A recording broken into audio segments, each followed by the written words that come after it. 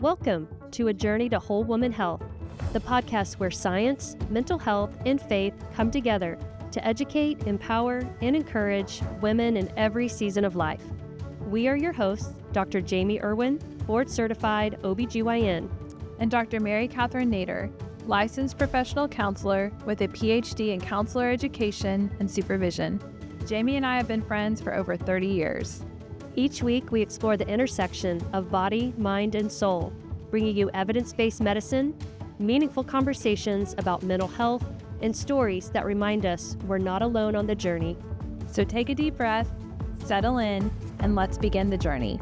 Welcome back. It's another Wednesday. We are in pink, and we are ready to talk about something so important, which is moving our bodies, getting the exercise that we need. I am so excited about this topic because I know it's something that we all have lots of questions about. Yes, there's a lot of misconceptions, and we hope to uncover them today and address them and shed some light on exercise and what's best and how do we do it and how much and really why should we? All the benefits. Yes, I love that. That's great. Okay, well, let's get started. I love this topic. So you may not know my background. I know Mary Kathryn does, but for our listeners, I've always been an athlete. You have. An amazing athlete. Well, so proud. Thank you. I grew up as, was a gymnast early in life and really enjoyed that until I didn't and decided to move on and ran track. So backstory on that, I'm in elementary school and just running around on the playground and racing the boys and beating them. And my PE teacher, actually, he wasn't even my PE teacher. He was the other PE teacher, called my mom. Wow. And was like, this little girl is fast. Wow. He saw that in you. How cool. You should look into a track team, perhaps. Yes.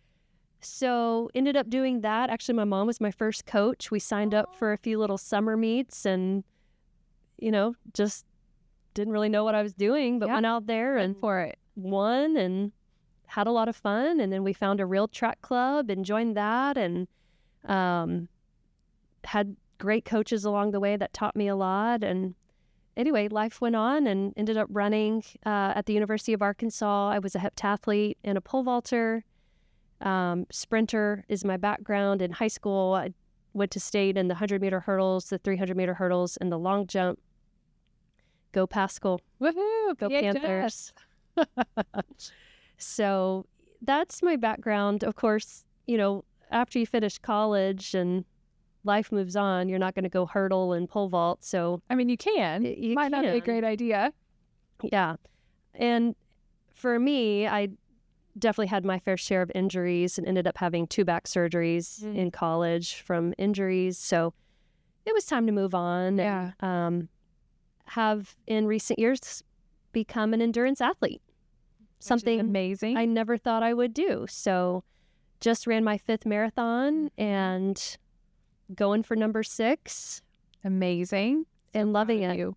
Yeah. So Mary Kathryn also runs, but she's really surrounded herself with all these runners in her life, which is so funny. Many friends and family members who are runners, which is great. I love it. It's so fun. And it's a good outlet for me. I've run half marathons. I've probably run about 4, but never at the turnoff have I been like, and I want to do this whole thing again. Let's just keep going. Yeah. So it's more of a social thing for me and good exercise, of course. Yes. Yeah. So I'm excited to hear all the tips that you have for us. And what we are not going to do is tell you that you need to run a marathon. No. That is not your for story. Everyone. It might be your story, but it doesn't have to be your story. It doesn't. And there's different seasons of life. I think that's the other thing. There's been all kinds of seasons, where we've done different exercise activities. I've been on a tennis team. I've done jazzercise. I've done different. Now I go to a gym where I love the classes that I attend. And, it's just kind of what works for this season of life that you're in. How do we stay active? How do we keep moving? For sure. And stay healthy. And have a good relationship with your body. Enjoy the body that you're in, being curious about it, respecting it. I think for a lot of my running career in college, especially, I felt like I was punishing my body. It was pushing and doing one more interval and push through the pain. And so as I've aged, it's more of, I need to honor my body. Yes. I need to take care of my body. I need to rest. I need to, really it's more about longevity. Yes. We only get one body, and I want to keep this body moving as long as possible. And avoid injuries too as we get older. I mean, you've talked about your back surgeries, and what we've mentioned my ACL surgery before, and I know you've had knee stuff. It's like we also want to be healthy so that we can prevent these injuries and then the setbacks that can lead to. So for sure. So let's get it started. Tell us what we need to know about the exercising thing. All about the exercise. I really love the advice from Dr. Vonda Wright. She is a renowned orthopedic surgeon. And I love this acronym that she uses to explain kind of the framework that we should focus on when it comes to exercise for women in particular. So the acronym is FACE, F-A-C-E. Okay. So let's dig into it. Let's do it. What does F stand for? F is for flexibility. Okay. And this does not mean you have to learn to do the splits, Mary Kathryn. Okay, thank you, because I've never been able to do the splits. Nor I. It's not ever going to be a part of my future, and that's fine. That's okay. But flexibility means just mobility, moving our bodies, gentle stretching. It's something that we should be doing every single day. Yes. And I know I could do better on this. I for sure could. Definitely as a runner, I need to do this after long runs. Even before running, some dynamic stretching can be a great way to warm up and get your body prepared for like the real exercise. Dynamic stretching meaning moving while you're stretching. So that can be air squats, kind of jumping up and down like pogo stick. You're getting the joints lubricated. You're getting your tendons and your ligaments and the blood flowing through your body to warm up the muscles. Okay. So that's really dynamic stretching. And then we talk about static stretching, which is, think of like sitting on the ground, touching your toes. Okay. That's great after exercise and activity because your muscles are lengthened already. They're warm. And you're just, kind of keeping that flexibility going and gently stretching them in a static way. Okay. So those are kind of two different types of stretching ways to improve your flexibility and your mobility. Great. And that should happen daily? It should happen. Okay. And you can fit this in little pockets of your day. Right. As you're waiting for that coffee to brew, as you're waiting in line at the grocery store or the pharmacy, just moving your body, touching your toes, getting up from your desk, shoulder rolls, gentle movements to help with this mobility in all parts of our body. Gotcha. Really great for longevity. Okay. We need to move. Great. So stretching is important. Yeah. Flexibility. Exactly. And if you think about our bodies, think about how we're designed. Our biggest muscles are on the lower half. Right. We were built to move, to walk and to run and to jump and to play. And, if we were meant to be these sedentary creatures, we would be shaped like a mushroom. We'd have this one stalk that's stuck, that doesn't move, and just a big brain on top. Right. That's a sessile organism. That is not us. We have these beautiful legs, and we're meant to run and play and jump and be active. Got it. Yeah. Okay, so we're going to be flexible. We're going to stretch when we can, as much as we can. Okay. Exactly. So A is aerobic. Okay. So let's talk about that. There's a lot of different ways we can get this aerobic activity. And define aerobic. What does that mean? Yeah, it means getting your heart rate up. A certain, at a certain level, or? So most of the aerobic is kind of zone 2. Okay. All right. So zone 2, again, it's going to be different for everybody, but think of zone 2 heart rate. It's conversational. You're not so breathless that you can't talk through the activity. That's really kind of the cardio. It's gentle. It's not, too stressful. Okay. So we're not sprinting here. We're not sprinting. We're going to talk about sprinting as well, because that does have a role and a place, even in midlife. Okay. But this is aerobic. This is gentle cardio, walking, elliptical, maybe even treadmill on an incline. Mm-hmm. This is walking around your neighborhood with the podcast going in your ears. We're with you in this. You got this. Mm-hmm. We're here for you. How about running? This can be running. Okay. So, for me, when I'm in a marathon training cycle, obviously I'm running a lot. Mm-hmm. And I will do 2 days a week where I'm at this zone 2 easy pace. So typically my Monday run, I'm trying to keep my heart rate for me like 130s, maybe low 140s, but the lower the better. Okay. I'm conversational and I'm doing my mileage, whatever that week plan, has for me on the mileage. So Mondays, I'm doing this easy run, zone 2.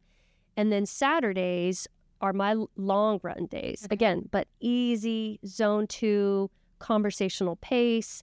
I love running with my running group because we can chat. It's kind of built in. If you are too breathless, you can't chat it up, then you slow down. Okay. Yeah. So that's really kind of what we're talking about, the cardio. Gotcha. That zone 2. Now, let's talk about the speed, the sprints. Mm-hmm. Dr. Wright talks about this as well. Dr. Stacy Sims talks about this. She's an exercise physiologist with, many books and podcasts, etc. So speed interval training is important. Okay. All right. Now, this can be running. This can be on a bike. Yeah. Because some people are just like, I am not going to run fast. Mm-hmm. And maybe they shouldn't, right? Maybe they've had an injury or they're injury prone. And I think it's not a good idea to go out and sprint as fast as you can, especially if you're not properly warmed up. Okay. If I've learned anything as I've aged, I now have to warm up. There were things I could get away with in my teens and 20s, like not warming up or cooling down. That doesn't work now in my 40s. Anymore. Right. So no. Yes. Yeah. So to avoid injury, always be properly warmed up before you exercise. I love cycle classes. I did one this morning. It's fun. Especially when you're with your, group, and it's a fun sense of community and And so encouraging too, right? You feel like you get a good workout. Yeah. Yeah. Mm-hmm. So the speed interval training is going to be little bursts of all out intensity. Okay. So think on a bike, this is going to be like your 10 to 20 second all out. Okay. And then you're going to fully recover in between. Right. Okay. And if you do those so this is interval training, right? Do that 3 times, maybe at first, maybe you build up to 5 times. So you're going all out, 20 seconds, 30 seconds, maybe you could build up to that eventually. Okay. And then like a 2 to 3 minute recovery in between. Okay. So that speed interval training is also very helpful. I mean, it's great for overall health, for cardiovascular health. It's strengthening your heart muscles. It basically. is. Okay. It is. And it's a good type of stressor. Right. Now, in midlife, doing things like that all the time. So these high intensity interval trainings, this kind of Orange Theory, when it's all out, that sort of thing, I think you could do too much of that. Okay. What ends up happening is you leave exhausted and you're like, oh my gosh, I sweated so much and there's too much of a good thing when it comes to that. And again, I'm talking more like midlife. I think for our teens and 20s, go for it. Go knock yourself out. Go do it. That's awesome. Is there a concern for injury when we do that too much? Or It's what's the stress. Okay, the stress on our body. Stress. So it raises cortisol levels. It raises cortisol, which can affect our insulin resistance and just increase our stress hormone. That's not a place where we want to be living for long periods of time, multiple times a week. I've definitely noticed after certain classes, I can feel a lot more hungry later in the day, for sure. Yep. Cortisol spikes, and that causes hunger cravings. So what ends up happening, I've talked about zone 2, and that's really a great place, kind of low impact. You're getting good benefit without about the 45 stress. minutes. Yeah. Okay. But what ends up happening with some of these high intensity training is that you end up kind of being in the middle. You're not all out speed for short bursts with full recovery, but you're more in kind of this zone 3, zone 4. Okay. And it's too intense for the low impact cardio benefit, but it's not quite intense enough of the speed training with full recovery. Gotcha. And it's just stress. Like you're just in this stress zone without the benefit. And you end up not getting great benefit from it. Okay. Because our benefit of the cardio is what? Again, the cardiovascular, the VO2 max. Okay. So VO2 max is how efficiently we use oxygen. Okay. And that one parameter is the biggest predictor for longevity. Really? Yep. So it's not body mass index. It's not your hemoglobin A1C, which is your average glucose over 90 days. It's not your cholesterol. It is your VO2 max. How well do you utilize oxygen is the best predictor of longevity. So I think one of our workout instructors, Danessa, that the gym I go to, has talked about zone 2 being when you can breathe through your nose. Is that right? You don't have to use your mouth. Like you can keep it like conversational and that's probably related to the VO2, I would guess, because you're able to use it effectively, efficiently. Okay. Yes. So as you improve your VO2 max, and how do you know? Like, how would you even know what your VO2 max? Well, some of the wearables, I have a Garmin, will give you a number of a VO2 max. It's a best guess. Sure. To truly know your VO2 max, you need to do a test with a exercise physiologist, scientists, who this is what they do. I've done one on a treadmill. You wear this mask. You're hooked up to all these machines. You have a heart rate monitor on, and you feel like you have this Darth Vader mask on, and it's literally measuring your oxygen, how much you're taking in, and then the carbon dioxide that you're putting out, and it's calculating all this. It's really fascinating. Yeah. So, I mean, if you want to just really do a deep dive on this, I would encourage you to seek that out and do that testing and know where you are and actually have like a data point to see where you're at and then have a goal and improve that. Okay. So maybe that's something you do once a year or what have you. But I love the numbers. Obviously, I'm a scientist and I kind of geek out about that. So, okay. All right. So that's kind of aerobic. Yes. Okay. So C, super important here. Carry the load. Okay. So this is our strength training, our weight training. This is probably one of the most important things as women we can do. All right. This is what is going to set us up for success when we're in our 70s and our 80s and our 90s. Getting strong, building the muscle. As we age, a normal part of aging is losing muscle, unfortunately. And we've talked about hormones. Estrogen is anabolic, meaning it helps build muscle. Testosterone is as well. And as we age, we're losing those hormone levels. They are decreasing. It's a roller coaster ride to the end, but they are decreasing in their quantities. Therefore, we naturally lose muscle mass. Wow. So in order to combat that, we've got to lift weights to build that muscle mass, to stay strong and even get stronger as we age. So lifting weights, basically stress. How does it help build the muscles? It's like challenging them. It's like stressing them out. Yeah, making them work harder. Exactly. They need that stress, that feeling of fatigue. That's how muscles grow. They hypertrophy. You literally make more muscle fibers, and your muscles get bigger. Okay. And that's important for bone health. We have to have those muscles to support our skeleton. But our muscles are a huge part of our metabolism. Our glucose metabolism, how we process carbohydrates, and then our insulin sensitivity. So if we lose muscle, we are more prone to insulin resistance, to prediabetes, and then diabetes. Yikes. That's part of why diabetes becomes more prevalent later in life, because we're losing the muscle mass. Okay. So can you imagine some barriers that women have to building muscle mass? Some myths that are out there. I think we've talked about before, I mean, you and I, but just with the gym being intimidated. A lot of women, I know they walk in and they feel intimidated to go over to the weights. The perfectionism sets in. I don't know which ones to do, how heavy, how to make it work. Yeah. And then maybe there's just a lot of men usually in that section, and it could be just feel like you're not supposed to be there, like you don't belong.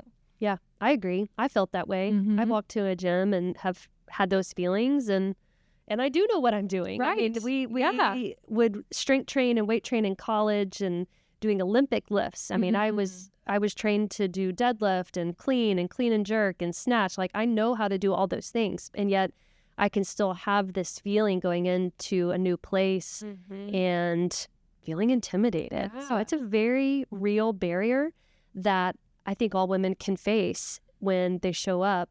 All those machines. Yes. How do I work it? How do I set it? Should it be at this level? I don't know. I don't even know where to start. What muscles should I do? How heavy do I lift? There's a lot that keeps women from starting the strength training journey.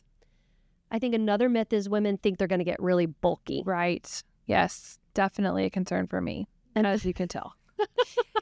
And that's just not an aesthetic that most women are wanting. We're surrounded by this thin and ultra thin culture these days, seeing all these celebrities who are perhaps on GLP-1s. They're getting uber thin, looking so skinny and frail. I mean, that's like the image that's putting out there, but that's not healthy. Right. We're not going for frail. Right. We need to be going for strong. Strong. Yes. So don't be afraid to lift the weights. So here is what I recommend, and not just me. I mean, this is not just my advice. So evidence-based here. Focus on the large muscle groups. So I've mentioned that some of our biggest muscles are below the waist. Think about the front of your legs, so your quads. Okay. Think about the back of your legs, your hamstrings and your glutes. Okay. So things like lunges, things like squats, things like deadlift are amazing. And maybe at first you are just doing your body weight. Okay. Guess what? That's okay. That's okay. That's okay. And heavy, what I mean by heavy and what is meant by heavy is you can only do that repetition 4, 6, maybe 8 times before you need to stop and put that weight down. Okay. Right? So it's a journey. It's a journey. Start somewhere. We have to start somewhere. You have to crawl before you can walk. Yeah. It's okay, right? There's no perfect way to do this. Just do something. So, and then the big muscles in the upper body, think your shoulders and your biceps. Okay. Okay. So shoulder press, maybe bench press, and then curls. There's a lot of different ways to do a curl. There's hammer curls, there's other curls, all these different things, right? I think investing in a personal trainer is so helpful. Sure. I know my trainer has changed my life. Shout out to JB at the Function in Fort Worth. Life-changing. Yeah. I mean, I am now so much stronger, which means I have less pain when I'm running. Awesome. So strength training is it's a non-negotiable for runners. I truly believe. Yeah. If you want that longevity in your running career, you have to be strong. Yeah. To support your body through all this mileage. So carry the load. You got to do it. Okay. So we've got F, we've got A, we've got C. E is equilibrium. Okay. So this is all about balance and balance training. So again, we can go back to our yoga. Yoga is great for that F, that flexibility, but it's also a really important part for equilibrium. If yoga is not for you, that's okay. This could just be balance training on your own, standing on one leg while you're brushing your teeth. Challenge yourself in that way. The next day, do the other leg. You get really good at that, try closing your eyes. So challenging yourself in balance is really important as we age to prevent falls, to create stability. It challenges our muscles in different ways. So the E in equilibrium is not to be overlooked. Very important part. So that's a pretty simple breakdown. Yeah. FACE, flexibility, aerobic, carry the load, and train the equilibrium. Okay. I love that because it's easy to remember. It's simple. Yeah. I'd love to just mention that you can still exercise in pregnancy. Oh, yes. We want you to. It's recommended. And really, you can keep doing all of these things. I would only cut out that speed interval training in pregnancy, but the aerobic, the conversational pace is a great place to live. Yeah. Whatever it is you're doing, the strength training, you need to still be, not so breathless you can't talk. Sure. But training the balance, the flexibility, the mobility, it all can still be incorporated even in that season of pregnancy. Okay. Yeah. I mean, obviously talk to your provider if you have concerns, but yeah, so important. Yeah. And helps you to sleep better, feel better. Mental health is so impacted by just getting that exercise, getting outside, taking a break. I know whenever I'm able to just go for a walk in the middle of my day during lunch, that can just be a reset for me. Yeah. You know? It is. Mental health. I mean, I say that running is my therapy. Yeah.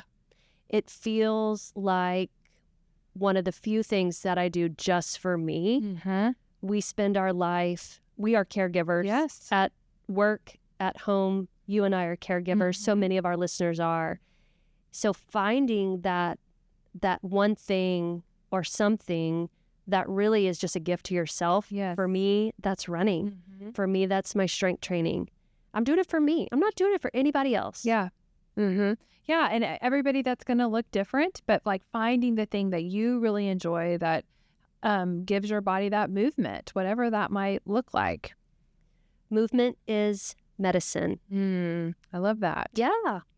We hope you'll get out there and move your bodies. Find something that brings you joy. Do your 80-year-old self a favor. She's going to thank you. Thanks for joining the journey. We hope you will come back next week.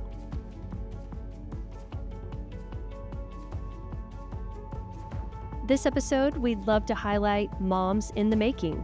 Moms in the Making is a faith-based fertility community that exists to support and encourage women on their journey to becoming a mom by sharing the hope and truth of God's Word. Whether you're walking through infertility, grieving loss, navigating secondary infertility, pursuing foster care or adoption, going through IVF or IUI, or exploring natural options, Moms in the Making, with their help, you're never alone. Thank you for joining us on a journey to whole woman health. If this episode encouraged you, share it with a friend, leave a review, or subscribe so you don't miss future conversations. Remember, your questions matter, your health matters, and wholeness is a journey. Until next time. Now for the legal language. The information shared in this podcast is for educational purposes only and is not intended as medical or mental health advice. Listening to this podcast does not establish a doctor-patient or therapist-client relationship. Always consult your own qualified healthcare provider regarding any medical concerns.